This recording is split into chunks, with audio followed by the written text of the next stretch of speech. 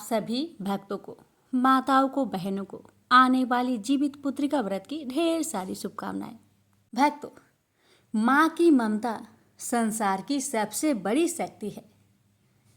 अपने बच्चों की लंबी आयु, अच्छे स्वास्थ्य और सुखमय जीवन के लिए जब माँ उपवास करती है तो उसका पुण्य संतान को रक्षा कवच की तरह मिलता है। ऐसा ही एक व्रत है जितिया व्रत, जिसे जीवित पुत्रिका व्रत भी कहा जाता है। बिहार, झारखंड, उत्तर प्रदेश और नेपाल के कई हिस्सों में यह व्रत माताएं बड़े श्रद्धा भाव से करती है। तो आइए जानते हैं कि वर्ष 2025 में जितिया व्रत की तिथि, शुभ मुहूर्त, नहाए खाए, व्रत विधि, पारण का समय और इसकी महिमा के बारे में जानते हैं। जितिया व्रत 2025 की तिथि व शुभ मुहूर्त। भक्तों, व्रत की तिथि 14 सितंबर 2025 दिन रविवार को। अष्टमी तिथि प्रारंभ होगी 14 सितंबर सुबह 5:04 से। अष्टमी तिथि समाप्त होगी 15 सितंबर सुबह 3:06। नहाए खाए रहेगा 13 सितंबर 2025 दिन शनिवार को। निर्जला व्रत 14 सितंबर 2025 दिन रविवार को। पारण यानी व्रत तोड़ने का समय 15 सितंबर सुबह 6:10 से 8:32 तक रहेगा। यानी व्रत का महत्व। इस व्रत को जीवित पुत्रिका व्रत कहा जाता है क्योंकि यह माताएं अपनी संतान की दीर्घ आयु और अच्छे स्वास्थ्य के लिए यह व्रत करती है। व्रत रखने वाली महिलाएं 24 घंटे तक निर्जला उपवास करती है। मान्यता है कि इस व्रत का पुण्य संतान को दीर्घ जीवन, समृद्धि और कष्टों से रक्षा प्रदान करता है। इस दिन माताएं संतान की रक्षा के लिए जिमुत वाहन और नाग कन्या की कथा सुनती है। व्रत की विधि: नहाए खाए 13 सितंबर दिन शनिवार। इस दिन महिलाएं स्नान करके स्वास्तिक भोजन करती है और व्रत की शुरुआत करती है। भक्तों, यहाँ पर मैं बता दूं, जो जितिया व्रत की नहाए खाए का दिन है यानी 13 सितंबर दिन शनिवार का, तो हमारे यहाँ का नियम है नहाए खाए के दिन घर की सफाई बहुत ही अच्छे तरह से की जाती है और स्नान करने के बाद ही भोजन पकाया जाता है, इसलिए इसे नहाए खाए कहते हैं। लेकिन हमारे यहाँ पर भोजन जो पकता है लहसुन प्याज डालकर ही पकता है, ठीक है। बहुत लोग हैं लहसुन प्याज को स्किप कर देते हैं, तो हमारे यहाँ लहसुन प्याज डालकर ही सब्जी रोटी बनाया जाता है। लेकिन सर्वप्रथम मरुआ का रोटी बनाकर उसको मुख में लगाकर ही हम गेहूं के आटे की रोटी और लहसुन प्याज की सब्जी खाते हैं। तो हर जगह का नियम अलग अलग है। मैं जो नियम बता रही हूँ ये बिहार का नियम बता रही हूँ, ठीक है। बढ़ते हैं आगे। व्रत का दिन 14 सितंबर दिन रविवार को प्रातः स्नान कर भगवान जिमुत वाहन सूर्य देवर संतान की आराधना की जाती है। माताएं निर्जला उपवास रखती है और पूरे दिन जल तक ग्रहण नहीं करती। तो यहाँ पर मैं आपको एक बात कहना चाहती हूँ कि बहुत से माताएं हैं जो निर्जला व्रत नहीं रख सकती, यानी जीवित पुत्रिका व्रत के दिन बिना पानी के नहीं रह सकती। उनके लिए एक उपाय है। जैसे हमारे यहाँ सासू माँ कहती है, जैसे जितिया व्रत में पानी तो एक बूंद भी पीना नहीं चाहिए। हम लोग भी जितिया व्रत करते हैं, हम लोग भी एक बूंद तक पानी नहीं पीते भगवान की कृपा से। लेकिन जो माताएं बीमार रहती है वो पानी किस प्रकार पी सकती है? हमारी सासू माँ कहती है, बड़े बुजुर्ग कहते हैं कि जैसे गाय माता पानी पीती है ना, उसी तरह से एक थाली में पानी रख करके दोनों हाथ को पीछे करके सर को झुकाकर आप मुंह भर के एक बार ही पानी पी सकती है। एक कुल्ला में जितना पानी आ जाए उतना सिर्फ एक बार पी सकती हैं। ये हमारे यहाँ के बड़े बुजुर्ग बताते हैं। अगर आपको भी दिक्कत है तो अपने यहाँ के गुरुजी, बाबा या पंडित जी से राय लेकर आप भी कीजिएगा। तो भक्तों, माताएं इस दिन निर्जला उपवास रखती है और पूरे दिन जल तक ग्रहण नहीं करती। और फिर हमारे यहाँ लगभग 3 बजे करीब में सभी माताएं बहनें नदी में स्नान करती है, जिमुत भगवान की पूजन करती है और जितिया व्रत की कथा को श्रवण करती है। कहते हैं कि जितिया व्रत में जितिया व्रत की 5 कथा को अवश्य ही सुनना चाहिए और हर कथा के बाद जिमुत भगवान की जयकारा अवश्य लगाना चाहिए। तो पारण 15 सितंबर, दिन सोमवार। अगले दिन सूर्योदय के बाद निर्धारित समय यानी 6:10 से 8:32 से पहले व्रत का पारण कर लेना चाहिए। एक बात का विशेष ध्यान रखिएगा, बासी भोजन से पारण गलती से भी ना करें। गरम गरम ताज़ा भोजन बनाकर ही पारण करें।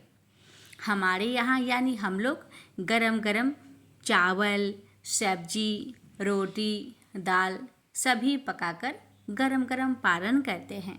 लहसुन प्याज वाली ही सब्जी से पारण करते हैं। बहुत लोग हैं इस दिन भी लहसुन प्याज को स्किप करते हैं। आपको पता है जितिया व्रत में बहुत सी माताएं जिमुत वाहन भगवान को मछली भी चढ़ाती है, लेकिन हमारे यहाँ मछली चढ़ाई नहीं जाती, सिर्फ लहसुन प्याज वाली सब्जी खाई जाती है। और भक्तों, हमारे यहाँ जितिया व्रत के एक दिन पहले यानी नहाय खाए के दिन रात्रि के समय दाल, चावल, छोटी छोटी रोटी और 7 किस्म की सब्जी मिक्स करके, जिसमें नोनिया का साग रहता ही है, मिक्स करके सब्जी पकाया जाता है और सारा भोजन में से सबसे पहले जिमुत वाहन भगवान के लिए निकाल कर रख दिया जाता है। फिर घर के पूरे परिवार जो बचा हुआ भोजन रहता है उससे भोजन करते हैं। और जो भगवान के लिए हम लोग भोजन निकाल के रखते हैं उसे ठीक रात्रि यानी सुबह में 3 बजे उठकर हम लोग तो छत पे जाते हैं। छत के ऊपर जाके मैं, जेठानी, हम लोग तीनों जन जाके वहीं पर झिंगुनी के पत्ते पर भोजन को जिमुत वाहन भगवान को देते हैं, अगरबत्ती दिखाते हैं और भगवान से भूल चूक की क्षमा याचना करते हैं। अगर गलती से भी कोई भूल चूक हो तो क्षमा करे और हमें व्रत करने की शक्ति प्रदान करे। इस प्रकार प्रार्थना करके अपनी मन की इच्छा भगवान के सामने बोल के फिर चले आइए। हम लोग दही, चिवड़ा यानी पोहा मिक्स करके मीठा के साथ खाते हैं। उसी समय पानी भर पेट पी लेते हैं और उसके बाद निर्जला उपवास रहते हैं। हमारे यहाँ इस प्रकार से जितिया व्रत किया जाता है। भक्तों, इस दिन जिमुत वाहन की कथा सुनाई जाती है, जिन्होंने अपने प्राणों की आहुति देकर एक नाग कन्या पुत्र की रक्षा की थी। उनकी करुणा और त्याग की स्मृति में यह व्रत मनाया जाता है। तो आइए 1-2 कथा भी श्रवण कर लेते हैं। तो मैं आपको सुनाऊंगी जितिया व्रत की 5 प्रचलित कथा, जिन्हें जितिया व्रत के दौरान तो एक बार अवश्य सुनना चाहिए कि यही प्रचलित और पौराणिक कथा है। वीडियो अच्छी लगे तो आपसे निवेदन है वीडियो को लाइक करके शेयर करें और चैनल पर पहली बार आए हैं हमारे चैनल के साथ जुड़े रहे। जय श्री गणेश। गंधर्वों के राजकुमार का नाम जिमुत वाहन था। वे बड़े उदार और परोपकारी थे।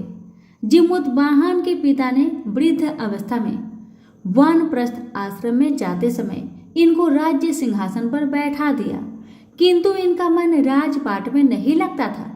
वह राज्य का भार अपने भाइयों पर छोड़कर स्वयं वन में पिता की सेवा करने चले गए। वहीं पर उनका मलयवती नामक राज्य कन्या से विवाह हो गया।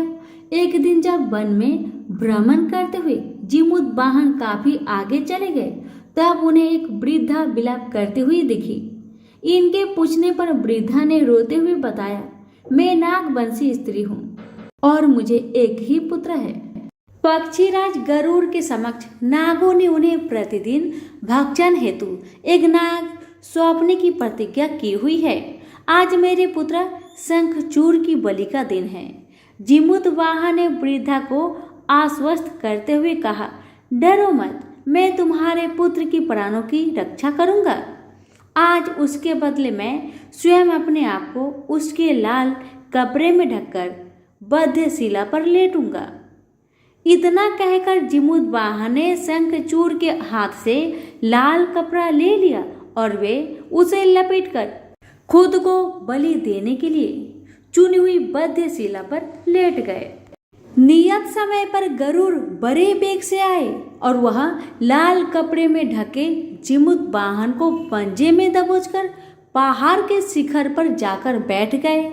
अपने चंगुल में गिरफ्तार प्राणी की आंख में आंसू और मुंह में आह निकलता ना देखकर गरुड़ जी बड़े आश्चर्य में पड़ गए। उन्होंने जिमुत वाहन से उसका परिचय पूछा। जिमुतवाहन ने सारा किस्सा सुनाया। गरुड़ जी उनकी बहादुरी और दूसरे की प्राण रक्षा करने में स्वयं का बलिदान देने की हिम्मत से बहुत प्रभावित हुए। प्रसन्न होकर गरुड़ जी ने उनको जीवन दान दे दिया तथा नागों की बलि ना लेने का वरदान भी दे दिया।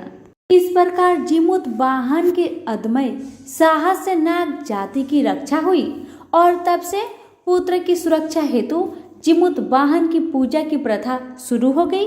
आश्विन कृष्ण अष्टमी के प्रदोष काल में पुत्रवती महिलाएं जिमुतवाहन की पूजा करती है। कैलाश पर्वत पर भगवान शंकर माता पार्वती को कथा सुनाते हुए कहते हैं कि आश्विन कृष्ण अष्टमी के दिन उपवास रखकर जो स्त्रियां साया प्रदोष काल में जिमुतवाहन की पूजा करते हैं तथा कथा सुनने के बाद आचार्य को दक्षिणा देते हैं, वह पुत्र का पूर्ण सुख प्राप्त करती है। व्रत का पारण दूसरे दिन अष्टमी तिथि के समाप्ति के पश्चात किया जाता है। यह व्रत अपने नाम के अनुरूप फल देने वाला है। प्रेम से बोलिए जिउत भगवान की जय। अब सुनेंगे दूसरी कथा। नर्मदा नदी के पास एक कंचनबटी नाम का नगर था। वहां के राजा का नाम मलाई केतु था। उसी नर्मदा नदी के पश्चिम और बालूहाटा नाम की मरुभूमि थी, जिसमें एक विशाल पेड़ पर चील रहती थी और उसी पेड़ के नीचे एक सियारिन भी रहती थी। चील और सियारिन दोनों ही पक्की सहेलियां थी। कुछ महिलाएं को जितिया व्रत करते देख चील और सियारिन ने भी यह व्रत करने का संकल्प लिया और दोनों ही भगवान श्री जिमुतवाहन की पूजा और व्रत करने का प्रण ले लिया। जिस दिन दोनों को व्रत रखना था, ठीक उसी दिन शहर के एक बड़े व्यापारी की मृत्यु हो गई और उनका दाह संस्कार उसी मरु स्थल पर हुआ। मुर्दा देखकर सियारिन को भूख लगने लगी और वह खुद को रोक नहीं पाई, जिसके कारण उसका व्रत टूट गया। परंतु चील ने खुद पर संयम रखा और पूरी श्रद्धा और नियम से अपना व्रत को पूरा किया और अगले दिन व्रत का पारण भी किया। इसके बाद अगले जन्म में दोनों सहेलियों ने पुत्री के रूप में एक ब्राह्मण परिवार में जन्म लिया। उनके पिता का नाम भास्कर था। चील बड़ी बहन और सियारिन छोटी बहन बनी। बड़ी बेटी का नाम सिलवती रखा गया और उसकी शादी बुद्धिसेन के साथ हो गई। छोटी बहन का नाम कपूरावती रखा गया और उसकी शादी उस शहर के राजा मलाई केतु से हुई और छोटी बहन कपूरावती कंचनबटी नगर की रानी बन गई। अब भगवान जिमुतवाहन के आशीर्वाद से बड़ी बहन शिलावती को 7 पुत्र प्राप्त हुए, लेकिन कपूरावती के बच्चे जन्म लेते ही खत्म हो जाते थे। कुछ सालों बाद शिलावती के 7 पुत्र बड़े हो गए और राजा के दरबार में काम करने लगे। उन्हें देखकर कपूरावती के मन में ईर्ष्या और जलन की भावना उत्पन्न होने लग गई। इस ईर्ष्या की भावना में कपूरावती ने राजा से कहकर शिलावती के 7 बेटे के सर कटवा दिए और फिर उन 7 सिरों को 7 बर्तन में डालकर ढक दिया गया और शिलावती के पास भिजवा दिया गया। यह सब देख भगवान जिमुतवाहन ने मिट्टी की सहायता से 7 भाइयों के सर बनाए और सभी सिरों को धड़ से जोड़कर उन पर अमृत छिड़क दिए, जिसके कारण वे 7 भाई फिर से जिंदा हो गए और घर लौट आए। रानी ने जो कटे सर भिजवाए थे वह सब फूल बन गए। कपूरावती समाचार पाने को बहुत व्याकुल थी, लेकिन जब उसे इस बात का पता चला तो वह अपने बड़ी बहन के घर गई और वहां सबको जिंदा देखकर आश्चर्य में पड़ गई और बेहोश हो गई। जब कपूरावती होश में आई तो उसने अपनी बड़ी बहन से यह सारी बात बताई और अपनी गलती का पछतावा किया। भगवान जिमुतवाहन की कृपा से बड़ी बहन को पूर्व जन्म की सारी बात याद आ गई और वह अपनी छोटी बहन को उसी पेड़ के नीचे लाकर पूर्व जन्म की सारी बातें सुनाई, जिसे सुनकर कपूरावती फिर बेहोश हो गई और मर गई। जब राजा तक इस बात की सूचना मिली तो उन्होंने उसी जगह पर पेड़ के नीचे कपूरावती का दाह संस्कार कर दिया। प्रेम से बोलिए जिउत भगवान की जय। दो बहनें थी जिसका नाम था चूलिया और सियरिया। चूलिया बहुत मेहनती थी और गरीब भी थी। वह मजदूरी करके अपने बच्चों को पालती थी। लेकिन सियरिया गलत आचरण वाली थी, जो हमेशा मौज और ऐश करती थी और चूलिया से जलती भी थी। हर वक्त सियरिया यही सोचती थी कि चूलिया इतना खुश कैसे रहती है। चूलिया की हंसी खुशी सियरिया से सहन नहीं हो पाती थी, जिसके कारण सियरिया चूलिया के संतानों को सताने की कई प्रयास कर चुकी थी और कई बार चूलिया के बच्चों को खत्म करने की कोशिश भी कर चुकी थी। किंतु चूलिया के तपस्या और व्रत के कारण उसके बच्चे हमेशा सुरक्षित बच जाया करते थे। एक दिन सियरिया चूलिया के सभी बच्चों को लेकर जंगल में लकड़ी चुनने के लिए लेकर गई। वहां जंगल में लकड़ी को चुनते चुनते बच्चे थक गए और थोड़ी देर के लिए सो गए। बच्चों को सोते देख सियरिया ने सभी बच्चों का सिर काट दिया और टोकरी में रखकर वापस घर आ गई और चूलिया को वह टोकरी भेज में दे दी और कहा कि दीदी, मैं जंगल से आपके लिए नारियल लाई हूँ, बच्चों को खिला देना। चूलिया ने उस टोकरी को उठाकर देखा नहीं और किनारे में रख दिया और अपने बच्चों की प्रतीक्षा करने में लग गई। जब शाम से रात हो गई और बच्चे वापस नहीं आए तो वह बहुत परेशान हो गई और बड़े ही करुण स्वर में जोर जोर से रोने लग गई। करुणा भरी स्वर को सुन शंकर पार्वती जी से रहा नहीं किया और उन्होंने महादेव जी से कहा कि हे प्रभु, कोई दुखियारी बहुत रो रही है, उसके रोने में बहुत दर्द छुपा है, मुझसे बर्दाश्त नहीं हो पा रहा। हमें चलकर देखना चाहिए कि कौन रो रहा है और क्यों रो रहा है। तब इस बात पर महादेव जी ने कहा कि यह मृत्यु लोक है और यहाँ पर यही सारी साधारण सी बात है। लेकिन पार्वती के हठ के कारण महादेव उनके सामने झुक गए और चूलिया के पास जाकर उसके रोने के कारण पूछने लगे। महादेव जी की पूछने पर चूलिया ने अपने रोने का कारण विस्तार से बता दिया। शंकर जी ने जब ध्यान लगाया तो उन्होंने चूलिया के बच्चों को जंगल में मृत पाया, जिसके बाद शंकर जी ने पार्वती जी को अनुरोध किया और बच्चों को पुनर्जीवित कर दिया। बच्चे नींद से उठकर मौसी को ढूंढ रहे थे, किंतु मौसी वहां नहीं थी। बच्चे डरकर घर आ गए और मौसी के सारे कार्य माँ के सामने बता दिए। यह सब सुनकर चूलिया सियारिन के पास जाकर लड़ने लगी कि तुम मेरे बच्चे को जंगल में क्यों अकेला छोड़कर आई। दोनों बहनें में लड़ाई शुरू हो गई और यह लड़ाई 7 दिन 7 रात तक चल रही, जिसके बाद दोनों ने उस जंगल में एक तपस्वी को घटना सुनाई। घटना को सुनने के बाद तपस्वी ने दोनों को आदेश दिया कि तुम दोनों जाकर पास में खेल रहे बच्चों को बाल से पकड़कर घसीटते हुए मेरे पास लेकर आओ, उसके बाद मैं निर्णय करूंगा। चूलिया बच्चे की माँ थी, उसने बच्चों की पीड़ा देखी नहीं जा सकी। उसने महात्मा के वचनों का पालन नहीं किया, लेकिन सियारिया दौड़ती हुई गई और खेलते हुए बच्चों को बाल से पकड़कर खींचकर ले आई। जिसके बाद तपस्वी ने सियारिया को यह श्राप दिया कि हर जन्म में इसी प्रकार तू सदैव जलती रहेगी और दुखी होती रहेगी। जो महिला किसी बच्चे की पीड़ा और माँ की ममता को नहीं जानती, वो जीवन भर धरती पर दुख भोगने के अलावा और कुछ नहीं कर पाएगी। प्रेम से बोले जीवत भगवान की जय। अब सुनिए चौथी कथा। 2 बहनें थी, एक का नाम था सुखिया और दूसरी का नाम था दुखिया। दोनों का भाग्य उनके नाम जैसा ही था। दुखिया गरीब थी और बहुत दुखी रहती थी। सुखिया अमीर थी और हमेशा सुखी रहती थी। दोनों एक ही गांव में रहती थी।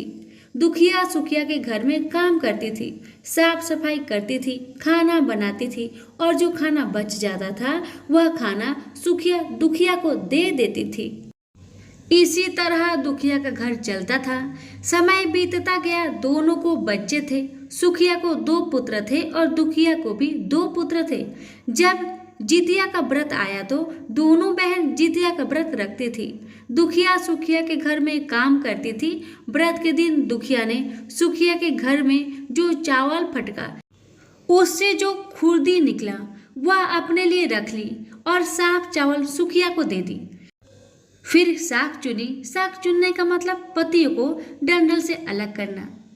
बढ़िया वाला साग सुखिया के लिए रख दी और जो डंठल था वह अपने लिए रखी।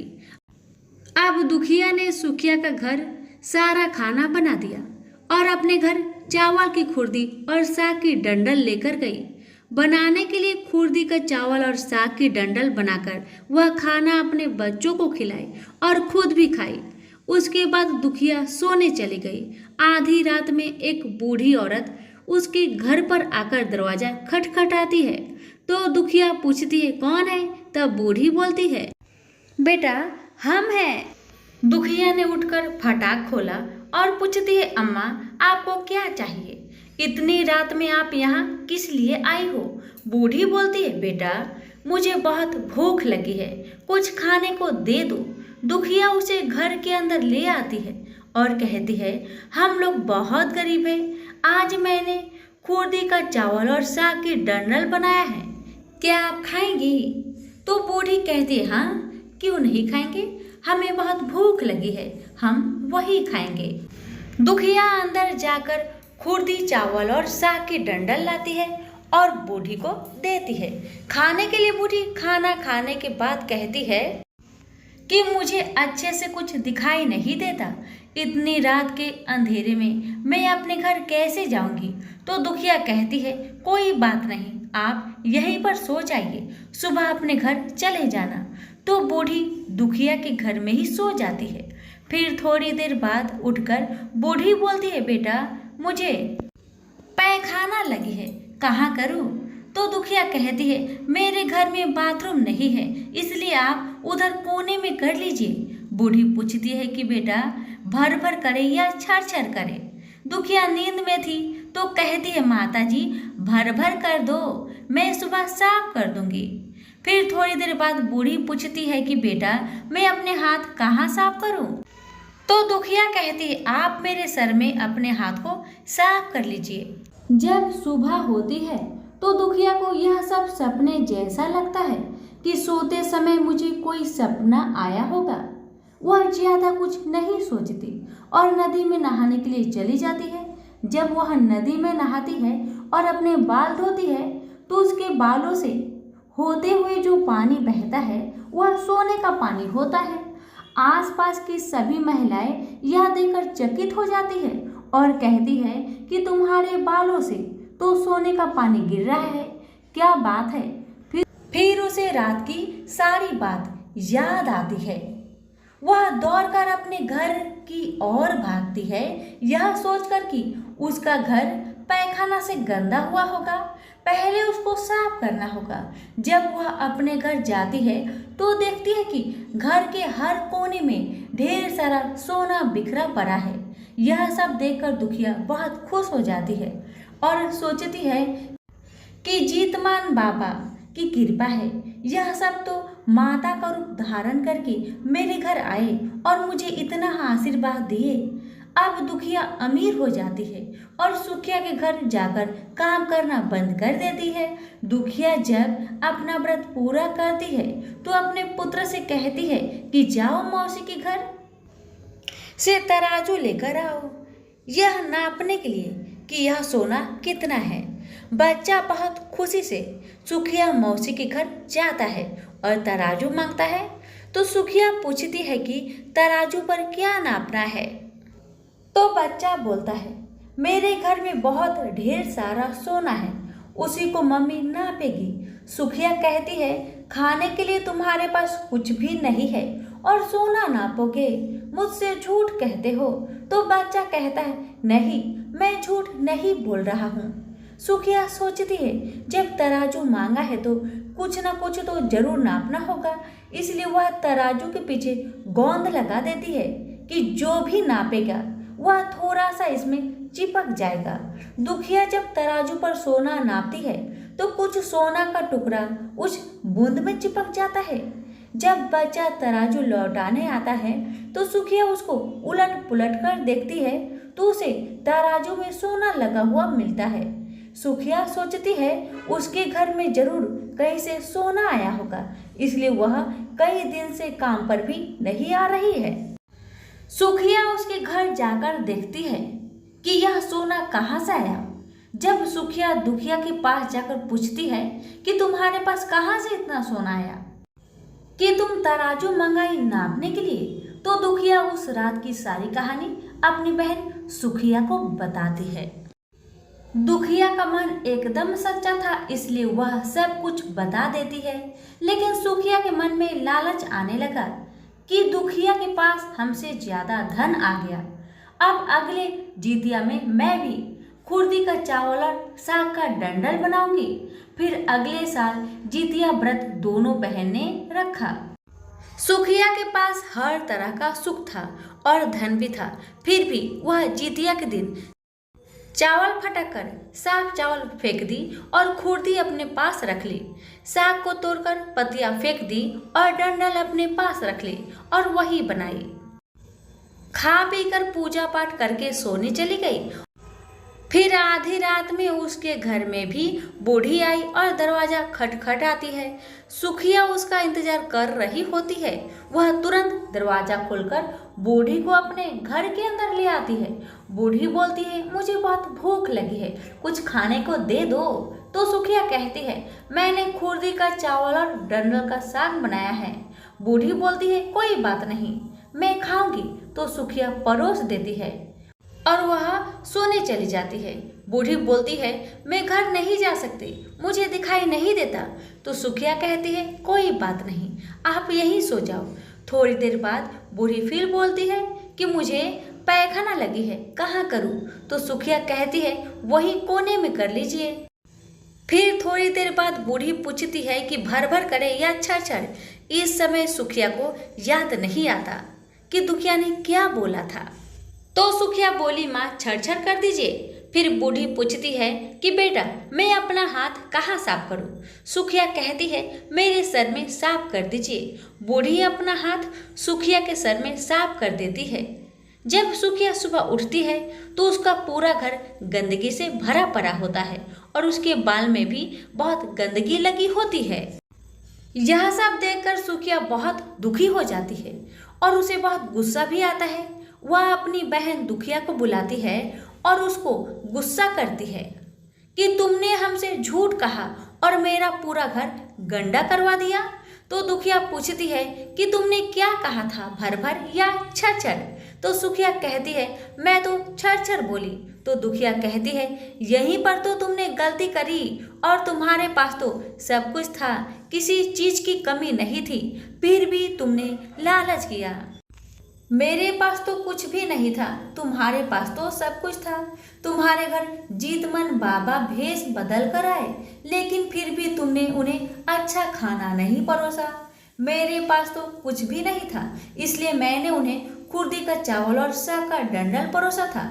तुमने अपने घर आए भगवान का अपमान किया। सब कुछ रहते हुए भी तुमने साग और भात खिलाया। तुम्हारे पास सब कुछ होते हुए भी तुम्हें लालच करना नहीं चाहिए, इसलिए तुम्हारे साथ बुरा हुआ। जितिया का व्रत लालच से नहीं, श्रद्धा और विश्वास से कीजिए। प्रेम से बोलिए जीवत भगवान की जय। महाभारत के युद्ध में जब अश्वत्थामा अपने पिता की मृत्यु से बहुत दुखी थे और अपने पिता की मृत्यु का बदला लेना चाहते थे, जिसके कारण वह पांडवों की शिविर में घुस गए। शिविर में उस समय 5 लोग सो रहे थे, जिसके कारण अश्वत्थामा ने उनको पांडव समझकर खत्म कर दिया। यह माना गया कि सभी पुत्र द्रौपदी के 5 पुत्र थे।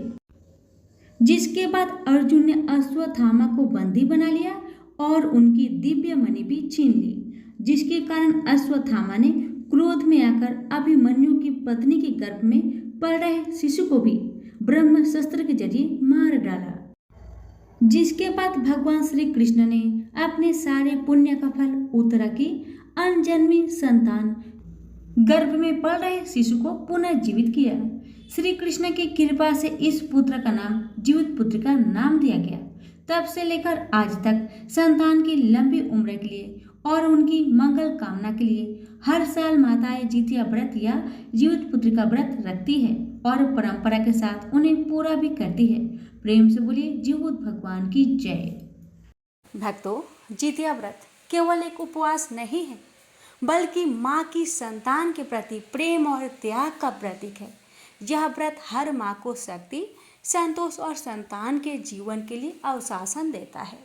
हे जिमुद्वाहन भगवान, आपकी इस कथा को कहने वाले और श्रद्धापूर्वक सुनने वाले सभी माता बहनों की हर मनोकामना को पूर्ण करे, सभी की संतानों की रक्षा करे, यही मैं प्रार्थना करती हूँ। जय जिमुद्वाहन भगवान की, जितिया माई की जय। सभी पर दया करे, कृपा करे, रक्षा करे।